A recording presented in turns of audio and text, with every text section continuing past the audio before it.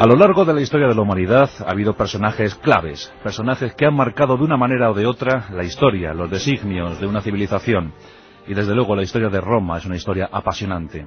Hace 21 siglos, en el siglo I a.C., hubo una suerte de personas que propiciaron la llegada del Imperio Romano. Hablemos de Mario, el gran cónsul Mario, aquel que creó de forma profesional las legiones romanas. Hablemos de Sila, el dictador, aquel que consiguió con las legiones tomar al asalto el poder por primera vez en la historia de Roma. Hablamos de Craso, hablamos de Pompeyo, hablamos de Augusto, pero sobre todo hablamos del gran arquitecto del Imperio Romano, hablamos de Cayo Julio César. Y esta noche es su noche. Nuestros pasajes de la historia van dedicados a él y a uno de los puntos álgidos de su gran campaña, la de las Galias, el asalto a la ciudad fortificada de Alesia.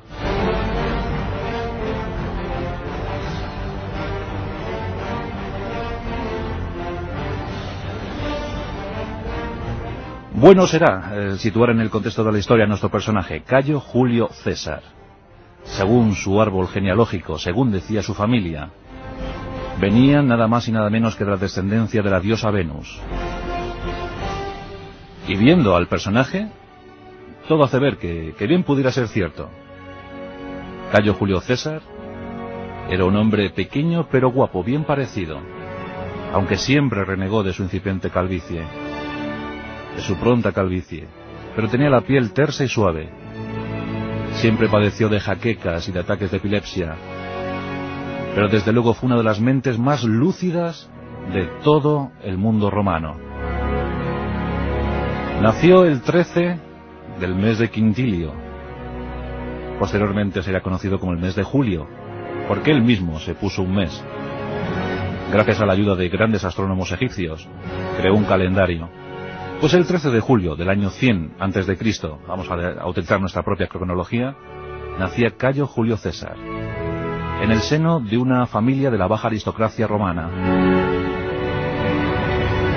Una familia venida a menos, pero con orgullo. No en vano era sobrino de Mario. Mario, un gran cónsul, el hombre más fuerte de Roma, aquel que sometió a los teutones. Dicen que causó una gran mortandad entre estos y la tribu de los cimbrios. Más de 800.000 muertos provocó Mario. Mario fue el primero que entendió que la legión era el arma perfecta, que era el brazo armado de Roma. Y en consecuencia creó unas legiones muy profesionales de las que tenemos que hablar un poquito.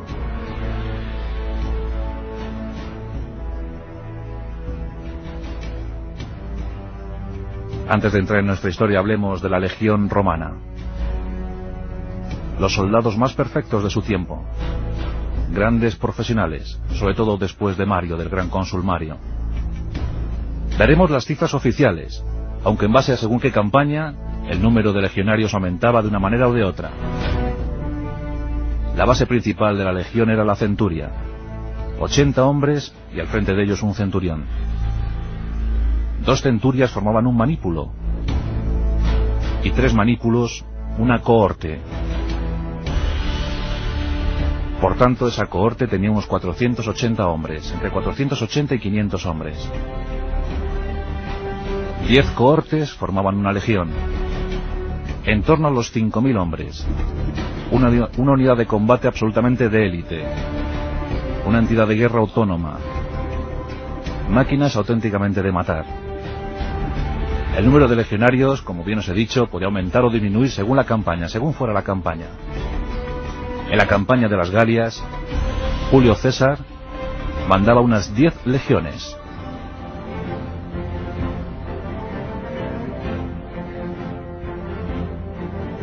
La verdad es que Roma debía combatir en todas sus fronteras con muy pocos efectivos.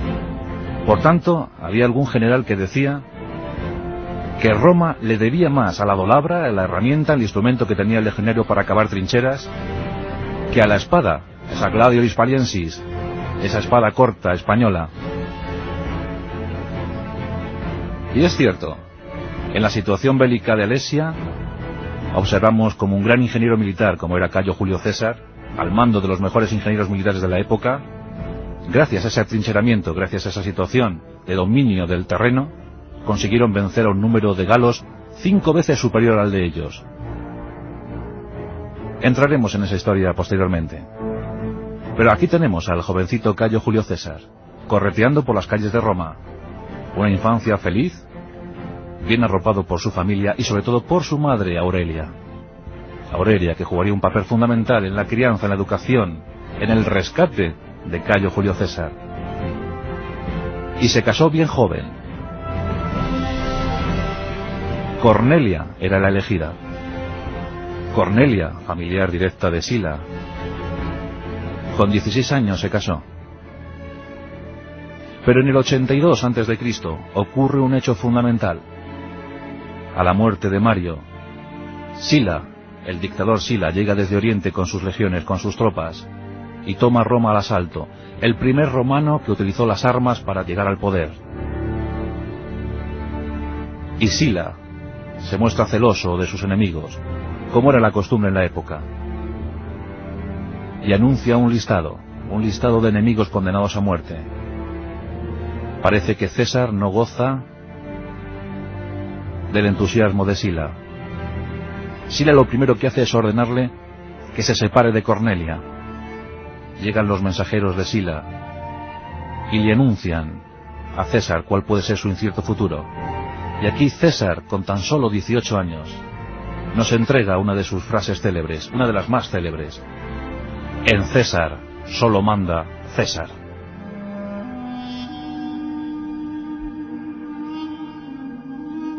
A uña de caballo debe huir de Roma. Se alberga, se refugia en los bosques. La gente le acoge, la gente le cuida y le protege. Empiezan a ver en él, en aquel que se ha opuesto nada más y nada menos que al poder máximo de Roma, a Sila, empiezan a ver a todo un líder. Los amigos de César, los amigos de la familia de César, propician el perdón para este. Y él se alista como legionario. Con 19 años marcha a las legiones, marcha hacia Oriente. Y allí se distingue como gran soldado. Consigue en el asalto a una ciudad la corona cívica, la máxima distinción que se le podía entregar a un legionario. Su valor era tal que por méritos propios consigue esa corona. Y todo aquel que consiguiera la corona cívica merece estar en el Senado de Roma. Permanece en las legiones hasta los 22 años. En el año 78 a.C. regresa a Roma. Tiene un incidente curioso. Él había ido a Rodas a estudiar retórica. Cuando regresa a Roma, es capturado por unos piratas griegos. Los piratas piensan que es alguien menor, de poca importancia. El jefe de los piratas se le queda mirando y dice: ¿qué puedo sacar por este pequeñajo? César se revuelve y con ojos insolentes dice: ¿cuánto pensabas sacar por mí? El pirata le dice: no creo ni siquiera que pueda sacar 20 talentos de plata. Y César le dice: deberás pedir por mí 50 talentos de plata. Se pagaría esto y mucho más. Los piratas se ríen, pero sin embargo acceden y mandan a los esclavos para que pidan esos 50 talentos de plata. Eso sí, el jefe de los piratas le dice: como no consiga estos 50 talentos, te crucificaré. Mientras César espera en la isla de los piratas junto a un esclavo, los piratas están muy contentos, muy alborozados viendo a ese joven que les insulta, que les increpa, que les llama paletos. Pero Aurelia, su madre, consigue el rescate. Y cuando llegan los 50 talentos de plata, Julio César es liberado. Pero al mismo de ser liberado, César mira al jefe de los piratas y le dice: volveré a por ti y te ahorcaré.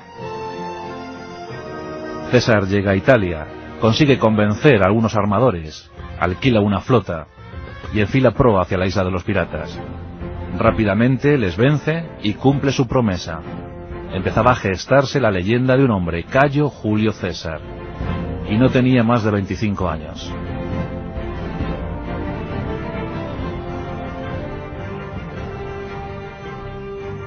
Y empieza una fulgurante carrera, eso sí, llena de sobornos, llena de traiciones, llena de embustes y mentiras. Cayo Julio César era un gran político, y su dinero le costaba. Muchos decían que Julio César estaba empeñando un triste